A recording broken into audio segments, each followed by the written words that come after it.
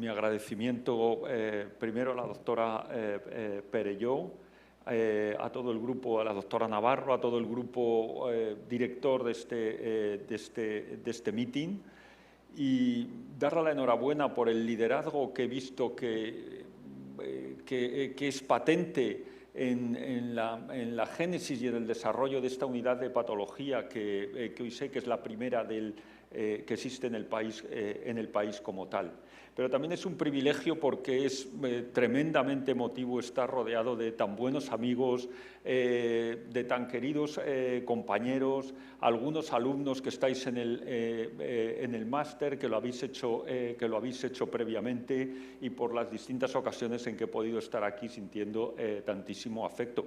También por deciros que soy miembro de la Sociedad Dominicana de Gastroenterología, cuando en uno de estos congresos, siendo presidente de la misma, el doctor José Enrique González me hizo socio honorario de la misma. Y sin más preámbulos, vamos a comenzar. Muchas gracias. Vamos a seguir hablando de hipertensión portal y en este caso de trombosis venosa portal no cirrótica, que voy a tratar de dar una serie de conceptos básicos que tiene que tener todo gastroenterólogo, y no voy a entrar en aspectos tremendamente complejos que podemos después discutir con nuestro radiólogo sobre la vascularización, la recanalización portal en estos pacientes y cuándo está indicada.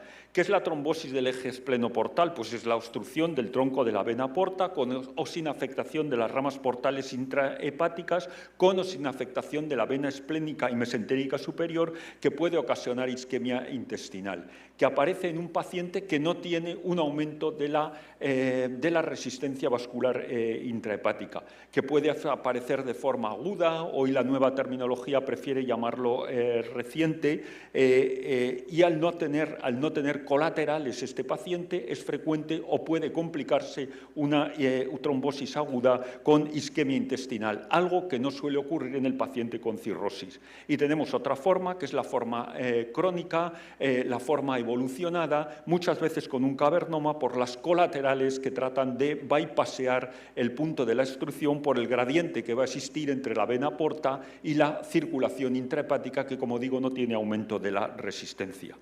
Clínicamente, ¿cómo se van a manifestar estas dos formas de trombosis?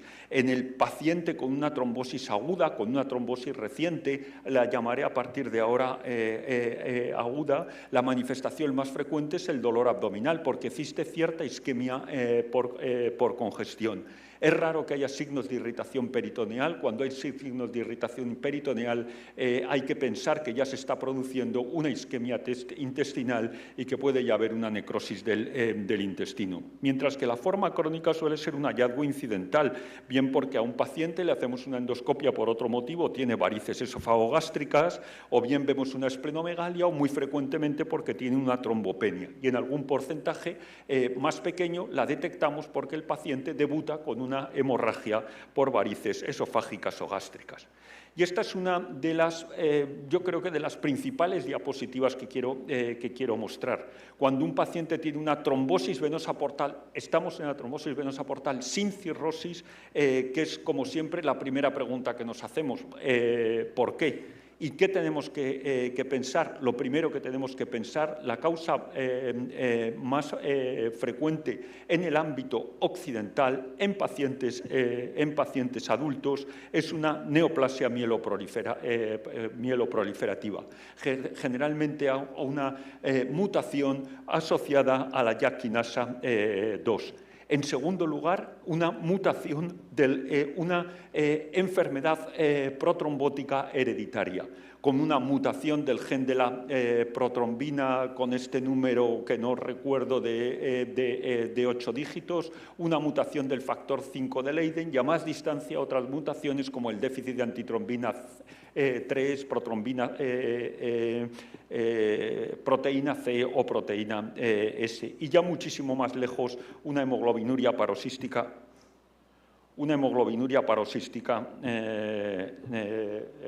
nocturna.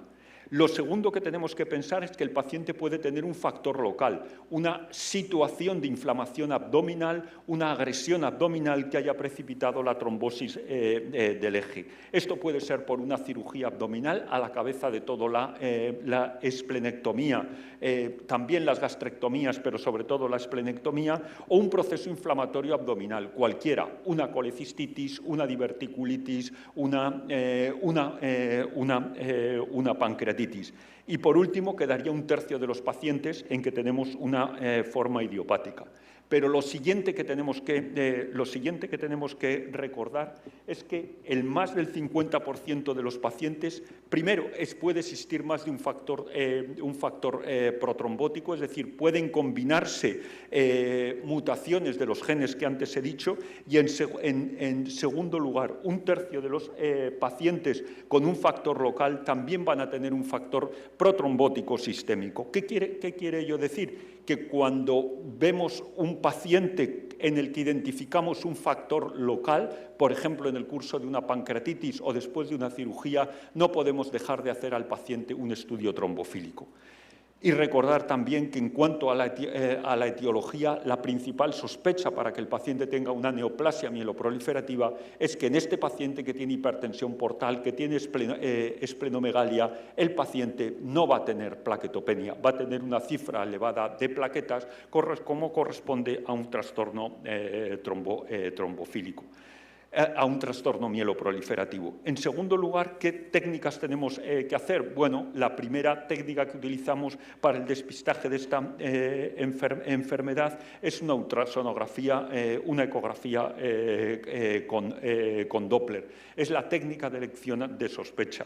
Pero es obligatorio el realizar un angiotac que nos va a permitir confirmar el diagnóstico. Segundo, delimitar la extensión y saber con fiabilidad si está afectando a la vena mesentérica superior o a la vena esplénica.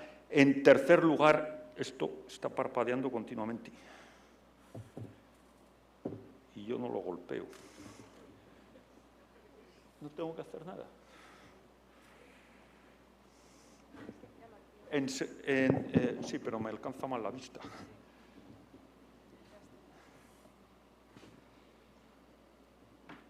Nos va a servir para evaluar fehacientemente la respuesta al tratamiento anticoagulante, valorar las complicaciones en el caso de que estemos ante una trombosis reciente y también identificar posibles factores locales que hayan actuado como precipitante. Otra pregunta que nos tenemos que hacer en todo paciente con una trombosis portal aparentemente no cirrótica y también en un paciente, y especialmente en un paciente que esto es una lesión crónica que puede haber generado un aspecto nodular o un borde nodular en el hígado, es si el paciente tiene una enfermedad hepática subyacente. Esto es fundamental y trascendental para todas las decisiones clínicas. Entonces nos diríamos, ¿cuándo tenemos que hacer una biopsia hepática? Y aunque esto va a depender un poco de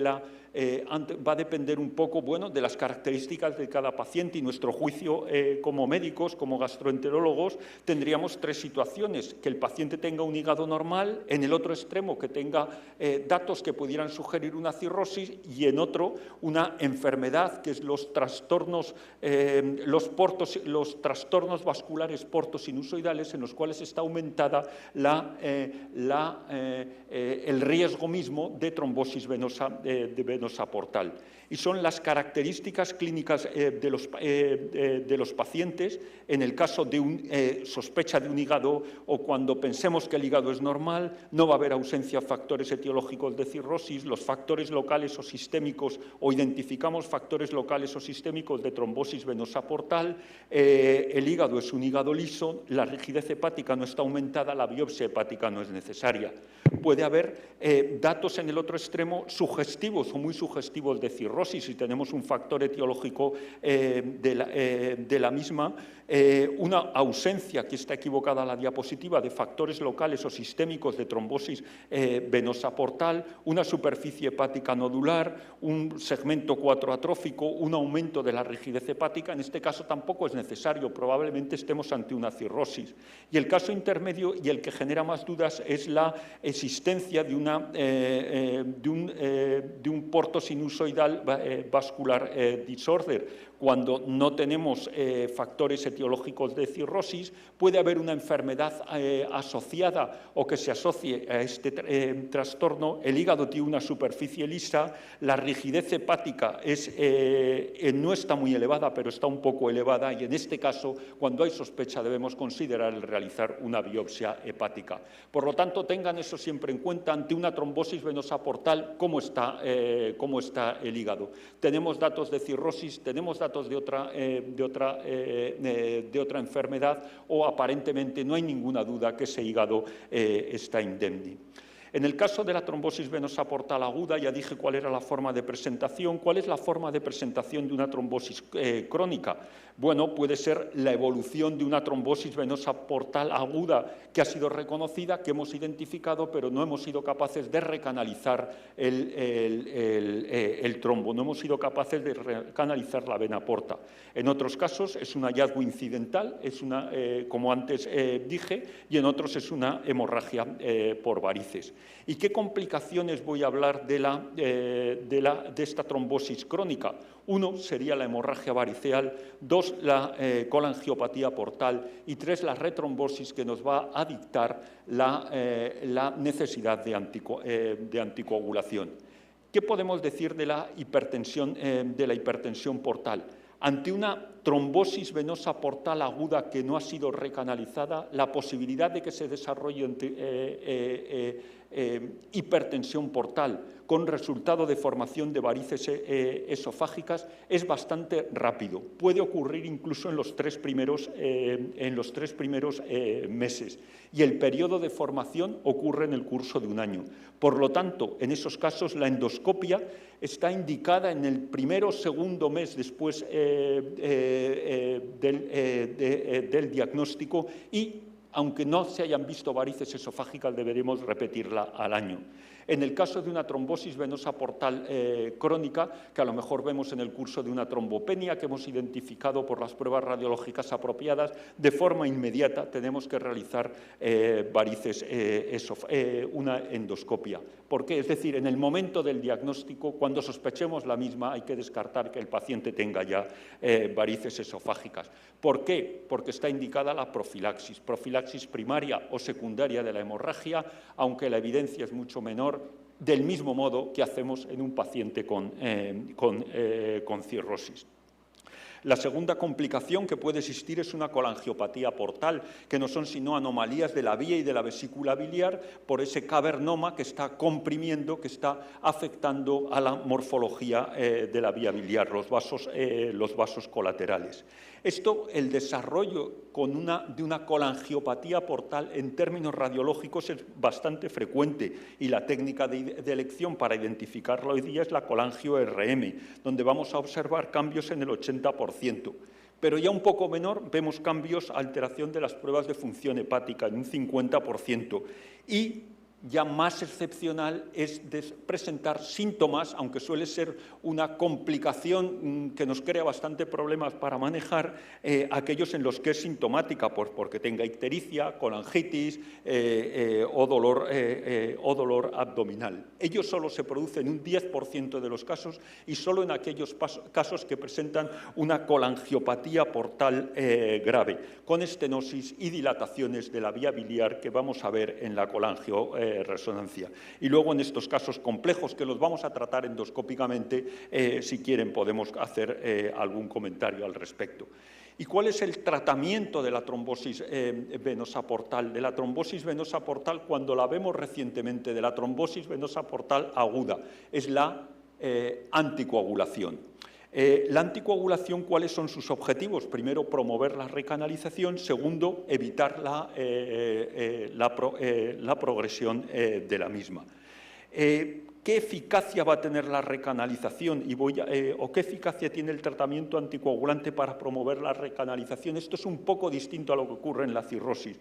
Tiene una eficacia del 40-50%, pero aquí la recanalización espontánea, diferente de lo que ocurre en la cirrosis, que es mucho más dinámica, es prácticamente del 0%.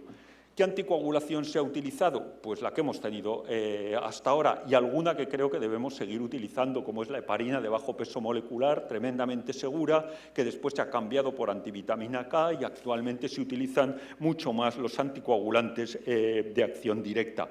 Que recordar de ellos, y ya digo aquí unas palabras, tienen una eficacia similar. Segundo, tienen menos riesgo de sangrado gastrointestinal. Y tercero, están contraindicados en los pacientes que tengan síndrome antifosfolípido. Tenemos que tener paciencia, la duración del tratamiento debe ser de al menos 6 meses. La probabilidad de recanalización de qué va a depender de nuestra precocidad en la anticoagulación y siempre que haya, excepto en las situaciones en que haya un factor local, o sea, idiopática, cuando existe una enfermedad protrombótica subyacente, tanto un trastorno mieloproliferativo como un trastorno hereditario, la posibilidad, la eficacia de la anticoagulación es menor. ¿Y cuál es el objetivo de la y cuánto tiene que durar la anticoagulación? Bueno, si hemos conseguido la recanalización, al menos nos durará 6 meses. Si no la hemos conseguido, también tendremos que ver qué sentido o qué bases tiene el prolongar la anticoagulación. La anticoagulación hay que prolongarla, es de por vida en un paciente con una enfermedad protrombótica subyacente. ¿Por qué? Porque nos evita la progresión de la enfermedad, evita la retrombosis tanto en el territorio venoso portal como en otros territorios. También está indicado prolongar la anticoagulación en pacientes con antecedentes de trombosis venosa profunda en otros territorios, antecedente de un episodio previo de trombosis portal grave con isquemia intestinal y qué hacer en aquellos pacientes idiopáticos o con un factor o que identifiquemos un factor local. Probablemente una vez que hemos conseguido la recanalización, si el paciente tiene un factor local, al cabo de 3 meses adicionales de tratamiento, aunque esto es muy empírico, podemos suspender la anticoagulación. ¿Cuál es el riesgo de retrombosis en estos pacientes que tienen una trombosis portal idiopática o de una causa exclusivamente local en tratamiento no anticoagulante? Pues bien, si los pacientes están anticoagulados, ninguno va a retrombosar. Pero también los anticoagulantes tienen un riesgo. Podemos quitar la anticoagulación, un 15% de los pacientes van a retrombosar. ¿Cómo se identifican estos pacientes? Pues está bastante discutido. Probablemente muchos de ellos tengan un trastorno protrombótico subyacente que se puede identificar con unas pruebas más específicas. Pero si se continúa o no la anticoagulación en estos casos es absolutamente objeto de debate.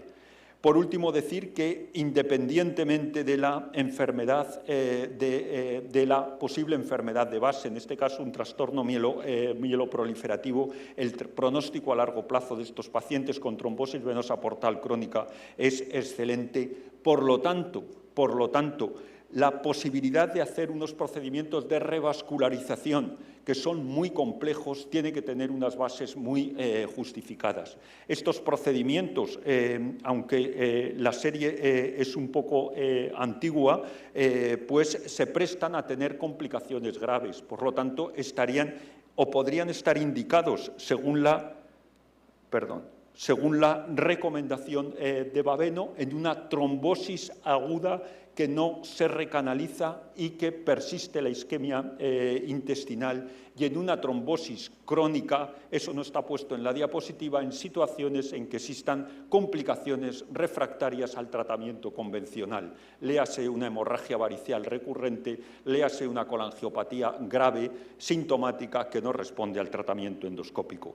Y termino aquí. La trombosis venosa portal aguda, reciente, hay que sospecharla ante un dolor abdominal en un paciente después de una cirugía abdominal, en una situación de inflamación intestinal o con una enfermedad trombofílica.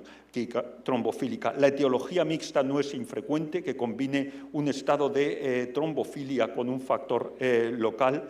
Hay que anticoagular precozmente a estos pacientes con una trombosis portal reciente y tener paciencia al menos 6 meses para ver la eficacia del tratamiento anticoagulante. Explorar desde muy precozmente la presencia de varices esofágicas y establecer en todos los pacientes la profilaxis de la hemorragia, al igual que en la cirrosis. Y la biopsia hepática está indicada si existen dudas de que exista de la presencia de una enfermedad hepática subyacente, léase una cirrosis o un trastorno o una enfermedad portosinusoidal. Y nada más, muchas gracias por su atención.